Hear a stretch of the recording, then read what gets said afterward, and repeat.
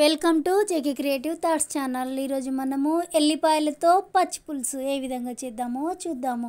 అంతేకాదు ఇప్పుడు వాతావరణం కూడా చేంజ్ అయింది కదా, జలుబు అట్లాంటివి వస్తుంటాయి. అప్పుడు మనం ఎల్లిపాయలతో పచ్చి పులుసు చేసుకుంటే నోటికి టేస్టీగా ఉంటుంది. కావాల్సింది జీలకర్ర, పచ్చిమిరపకాయలు, వెల్లుల్లి, ఉప్పు, దొడ్డుప్పు వేసి మంచిగా మెత్తగా దంచుకోవాలి. లేదంటే మిక్స్ అయినా పట్టుకోవచ్చు.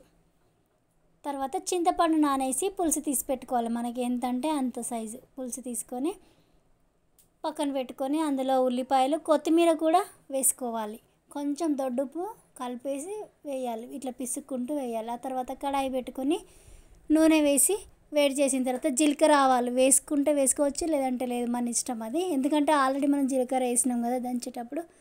ఇప్పుడు ఆ దంచిన మిశ్రమాన్ని ఇందులో వేసేసేయాలి. వేసిన తర్వాత కరివేపాకు, పసుపు వేసి మంచిగా గోలనివ్వాలి. పచ్చిపోయేలాగా గోలనిచ్చిన తర్వాత మనము చింతపండులో కొత్తిమీర వేసుకోవాలి కదా, ఇప్పుడు కొత్తిమీర వేస్తున్నాను. ఆ తర్వాత ఆ తాలింపుని ఇందులో వేసేసేయాలి. అంతే, టేస్టీ, ఈజీ వెల్లుల్లితో పచ్చి పులుసు అనేది రెడీ అయిపోతుంది. ఈ వీడియో మీకు నచ్చినట్టయితే లైక్ చేయండి, షేర్ చేయండి, సబ్స్క్రైబ్ చేసుకోండి. మరిన్ని వీడియోల కోసము జేకే క్రియేటివ్ థాట్స్ ఛానల్ని. Thank you for watching.